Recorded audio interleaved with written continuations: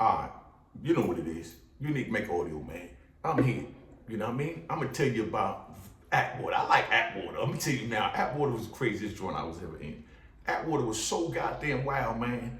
Like I said, when you get to Atwater and you get off the bus, you know what I mean? They take you in, you know, what they call the R&D, receiving and delivering or some shit. You know what I mean? You know, where, you know, they receiving shit and they delivering shit out. So everything come in the jail, go through there. That's where the mail come in. That's where the slaves come in. You know what I mean? AKA inmates. So now they bring me in this joint, right? They bring me up in this joint, and it's 33 of us. Now, when you get up in there, they take us in the holding pen. And, you know, they break us down in groups because it was too much to fit in one. So you got 2 holding pens. So while you're in the holding pen, everybody in there talking about, yeah, my homeboy out there, my man out there. And they asking, you know, the orderly that's working in there, that's cleaning up the R&D. Y'all, who out there from such and such? Well, let them know that Unique here. Let them know that Kenny Boo here. Let them know that such and such here. You know what I mean? Oh, the DC car here? Okay, well, let Larry Moe and Antone and Mario and them know that I'm out here. You understand what I'm saying? So now, you know, they go back out and tell them, yo, your homie here, blah, blah, blah, blah. So now they go find them a cell. So when you come out, they got somewhere to put you. So when you come through the joint, you understand what I'm saying? When you come through the joint, all these niggas talking tough, you know what I mean? So now, when I go in the room, of course, they ask you what car you with, you know what I mean? You Jamaican, so you with the Jamaican car. You from New York, you with the New York car. You know what I mean? You know what I mean? You caught your case in Virginia, you from the Virginia car. I said, nah, I'm from my Unique car. I'm on my own. I don't know what you talking about. I ain't got no beef with nobody. Check my jacket. I don't bother nobody. You understand what I'm saying? I got life plus 20. I already been down 10 years, 15 years. I'm not trying to have it. You know what I mean? I got locked up 93, this 2001. 93, 2003, about 8 years, then I guess that is right. So now, you know, they said, okay, you Muslim, so I'm gonna put you in a cell with a nice older Muslim.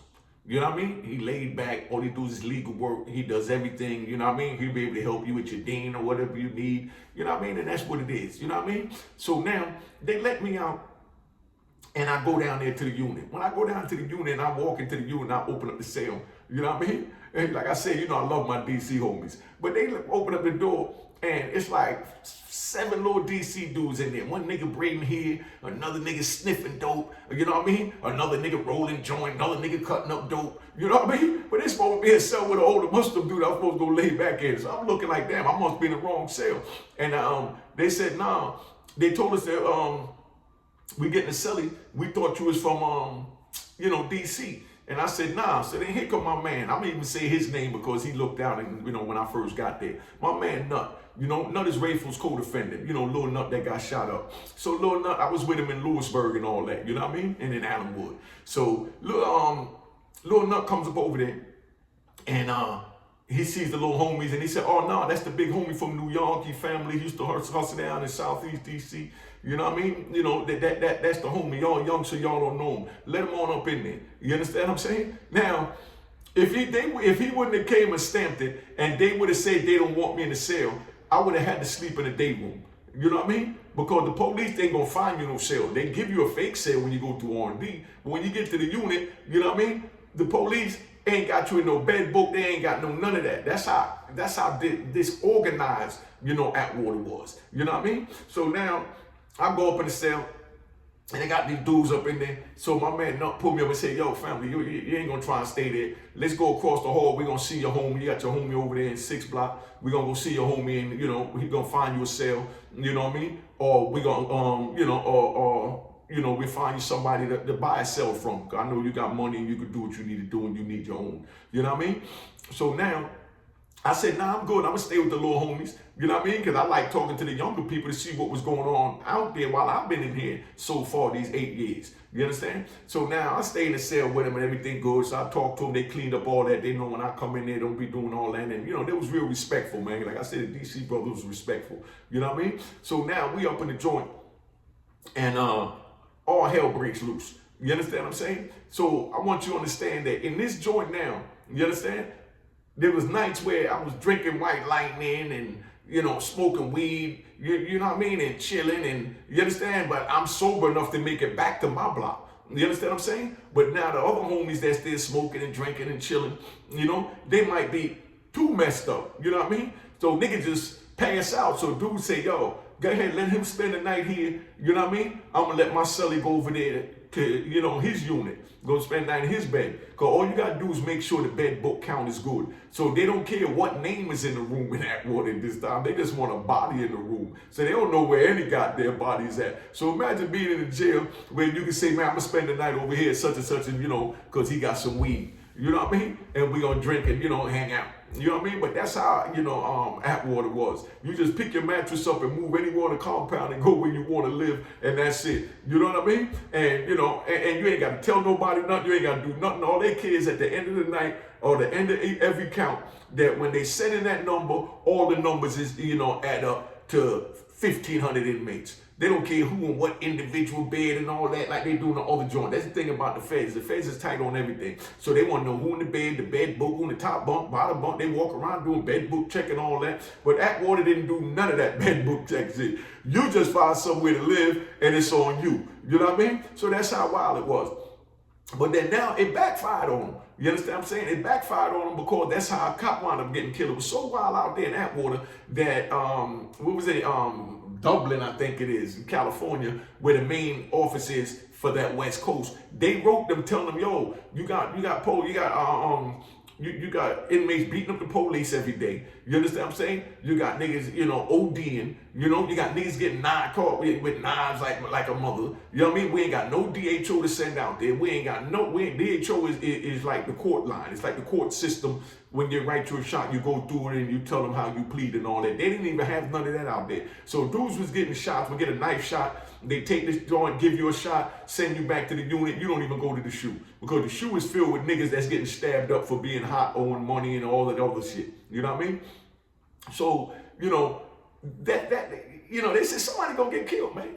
Somebody gonna get killed. You understand what I'm saying? So they ignored it. You understand what I'm saying? So then now, this way it backfired on them. They had a bus come in. They had this dude from Guam come up in there. You know, Guam from way over there. You know what I mean? 24-hour time difference. So there was big shot callers and had gangs over there running everything. So niggas was scared to death of them over there. The police couldn't control them, none of that. So they sent them all over into the United States soil to try and, you know, organize them because our federal system is different. If you do something in Guam, it's a federal crime. So you wind up in federal jail, but the federal jail is in Guam. But now they did something where if you mess up, they send you over here. So they sent the main shot callers to ADX. So one of the shot callers was there and the other one, they sent them to USPs and stuff. So now while they sent them on USP, the one dude kept going to his counselor, case manager, saying, yo, I'm trying to get sent to ADX so I could be up there with my brother. He got life, I got life. We from Guam, 24-hour time difference. We never gonna see each other again. So at least let us die together in the prison. You know what I mean? They said, nah, only way to get this is if you kill somebody. You know what I mean? Could you imagine the police telling you only way to get transferred is if you kill somebody? You understand what I'm saying? So now when he tell him only way to get transferred if you kill somebody, he walked out, he said, yeah, all right. So he leave. Now they had a dude that was on what they call diesel therapy. Diesel therapy is when they send them from one prison to the next, and they just ride around in a bus all day, picking up inmates, dropping off inmates. End of the night, they drop them off in whatever state they at, because they might be driving from New York to California. You know what I mean? Picking up people, bringing them. But they normally fly you to Oklahoma, and then from Oklahoma, they put on a plane and fly you out to California. But when you go back on a rich shit like that, because you got a regular charge, the marshals come get you and they drive you. So now they driving this dude that's on his way to ADX, this little Guam dude. So now when he get there, being that they got that you know, that no checking nothing. Only way to go to the shoe is if you got blood. Everybody come to their compound, must go on their compound. So they put this dude on the compound that already stabbed like 3-4 dudes and other joints, killed somebody in another joint, waiting to go to court, but he busy giving the police a hard time. So they don't want to hold him in their shoes. So they put him on diesel therapy, where they put him in the bus and they drive him dieseling him up and down the goddamn coast. You know what I mean? And across the country. So now when he get over there, they let this man out. Now why they do that? They let the man out on the compound. When he get on the compound, he's the cousin of the dude that's trying to go to ADX, and he's scheduled to go to ADX because he done killed the inmate and stabbed up so many people. But they got him on diesel therapy, but he on his way to ADX. So when he get there, he tell his man, say, yeah, I'm going to ADX, but they motherfucker let me out. I can't believe they let me out. I mean, damn, I've been down all this time. And they don't even put me around nobody. So he was so happy to get out. So they was making some wine. See that little 5 gallons of wine. So they pull the wine out. They drink the wine. They get good and drunk. So now when they get good and drunk, they do their thing. You know what I mean? So now the police call lockdown. When the police call lockdown and it's time to go lock in the cell, you understand what I'm saying? The little Guam dude know he leaving in the morning because he know in the morning they're going to figure out that he ain't supposed to be there because they're going to come pick him up for the diesel therapy to finish setting him somewhere else. So his man told him, man, I'm trying to go where you get ready to go and where my brother at, but they told me where to get there is to kill somebody. So, you know, he told him, all right, well, let's kill a pig. You know what I mean? Yeah, he told him, let's kill a pig. So now he turns around, and when they went to go lock the door, the Guam dudes, straight men, they told everybody in the unit, go in your cells, lock in. If you don't want to be a part of this, go in the cell. It's going down, go in the cell. Because, you know, ain't trying to mess up nobody else's bed, but he letting them know we get ready to put some work in and stab somebody up. So when the police come over there to his door to go turn the door, because it was recall, when they went to go turn the key to go lock him in the door, or, you know what I mean, dude, you know, pulled out the knife and stabbed him in his chest. So when he stabbed him in his chest, you know what I mean? He backed up. The police backed up. And when he backed up, he falling down the stairs. You know what I mean? Because he backed up to the end of the stairs. He falling down. So could you imagine the cop in midair going down like, oh, like some movie shit. And then here go this little Guam dude, about 4'11", he over him with a knife like this coming down on his chest. You know what I mean? With the knife. You know what I mean? So as soon as dude hit the ground, he stabbed him. Boom! The knife goes in him. You know what I mean? And the little dude, the little stocky dude, 22 years old. You know what I mean? He pushes him up. The cop pushes the little Guam dude up. Bang! He pushes him off the air, and you see his feet flying in the air. I wasn't in the unit, but the homies told me, so that's why I know the graphic details. I was in the other unit. I'm gonna tell you about what happened at that time when that was going on with me in the other unit in a second. But anyway, so he pushes him up. So man, this little dude flying up in the air, his feet flying, his hands flying, and he coming back down with the knife. The cop tried to get up, and the other Guam dude grabbed him by the legs and held the cop down like a squirming fish, and he's stabbing him. I mean, yo, joint is bananas. I mean, there's blood everywhere, right? So he's stabbing him. He's trying to get up, but he can't move, and he's squirming, and he about 2 times the size of me, but a little short dude, the police, he ain't no more than about 5'5", 5'6", but he wide and thick because he been in the military all his life, working out, and his chest out here like this, talking about the cop. So now he got him down and squirming. This dude stabbed him about 36 times, man. Go look it up in the newspaper. He stabbed him 36 goddamn times, man. Killed the cop. Now, at that time, they was locking doors because of recall in the whole jail, around the whole, you know, BOP on the West Coast time, because we all locked down at 4 o'clock. So it's 4 o'clock count, they lock it down. So it was a little female, white female police used to always come to my door and talk to me a whole conversation. Real cool young lady, you know what I mean? Looked like she looked like something, you know what I mean? Like a surfer chick. You know what I mean? She didn't belong in no prison. She was so goddamn pretty and, you know what I mean? Nice slim toned body and all of that. And she used to wear the little tight pants and wear the little Nike Air Max black and real jazzy chick. But she was, you know, she was feeling, you know, nigga in jail, nigga ain't got nothing better to do. You know what I mean? Don't get a chance to talk to no females. So I used to entertain a conversation, just talk to a whole general conversation about nothing. You know what I mean? And she was mad cool. But now every time she come to lock my door, she'll open my door and she'll look in and say, you all right? You need anything? You want to go get some ice before I lock the door? You know what I mean? Or something. But now when she get to my door, you know what I mean?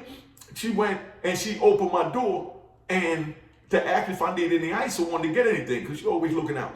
So when she opened the door, all I heard was, a crazy scream. I've never heard a scream like this before in my life come over her walkie-talkie.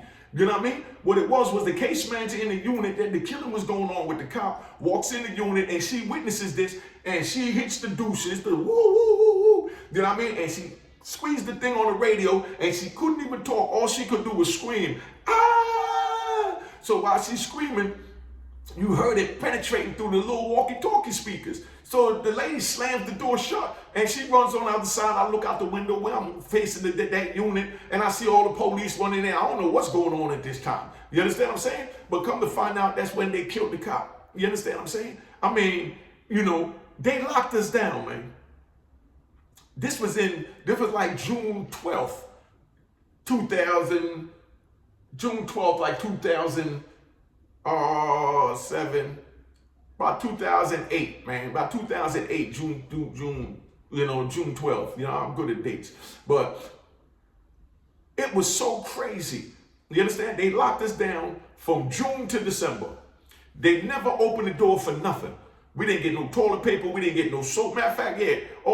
We didn't get no toilet paper. We didn't get no soap. We couldn't go to commissary. We couldn't buy stamps. We couldn't write nothing to the courts. I even got my paper. Everybody could stamp my stories because they was, in the system and already know about this.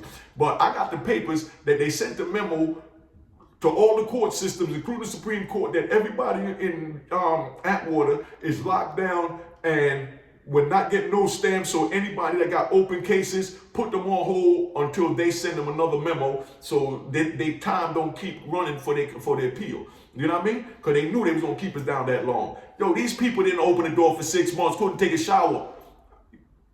You know what I mean? I ain't gonna be all day. I'm gonna tell you about what happened during that lockdown, but I'm gonna just give you a little sneak peek what's to come. Could you imagine being locked down from June to December and you had to wipe your ass, man, with your rag that you wash your face with? You understand what I'm saying? And then wash that out in the sink. You know what I mean? For the next time you got to shit.